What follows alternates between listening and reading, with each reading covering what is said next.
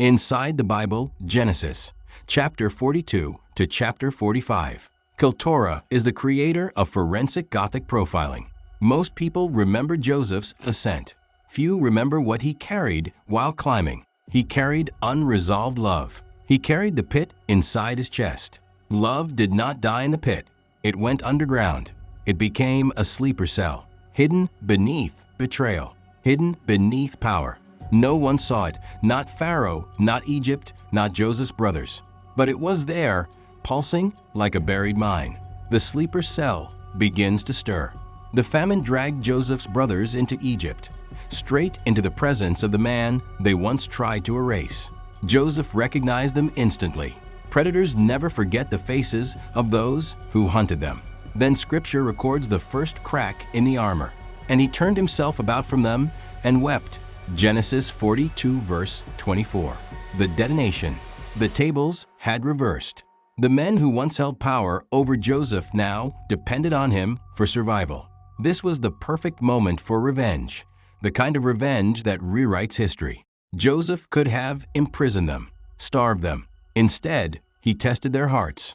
Then Joseph could not refrain himself before all them that stood by him, and he wept aloud, and the Egyptians and the house of Pharaoh heard.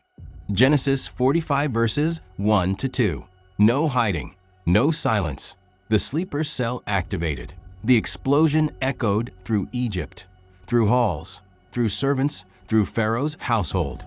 Decades of buried grief erupted in one violent, holy moment. Love explodes. Joseph's tears fell on the necks of the very men who once threw him into a pit. And he fell upon his brother Benjamin's neck and wept, and Benjamin wept upon his neck. Moreover, he kissed all his brethren and wept upon them. Genesis 45 verses 14 to 15, KJV. This is where love detonates. This is where forgiveness becomes a weapon. Now therefore be not grieved, nor angry with yourselves, that ye sold me hither. For God did send me before you to preserve life. Genesis 45 verse 5. The famine inside Joseph. While the world starved for grain, Joseph starved for something deeper. He missed his father.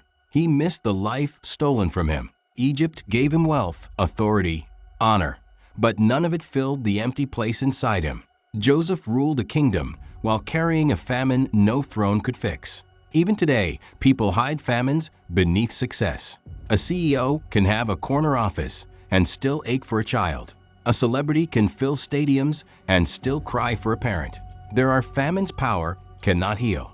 There are tears waiting for one face, one voice, one embrace. Action plan. Success is not equal to healing. Never assume someone's rise means their heart has recovered. Treat people gently. Positions reverse. The pit becomes the throne. The throne becomes the pit. Buried emotion is not equal to healed emotion. Some tears are simply waiting for the right person. Forgiveness as warfare. Joseph's greatest victory was refusing to let betrayal become his identity. Qyltora is the creator of forensic Gothic profiling, a method, not a review style. While others review, recap, and react, Qyltora investigates.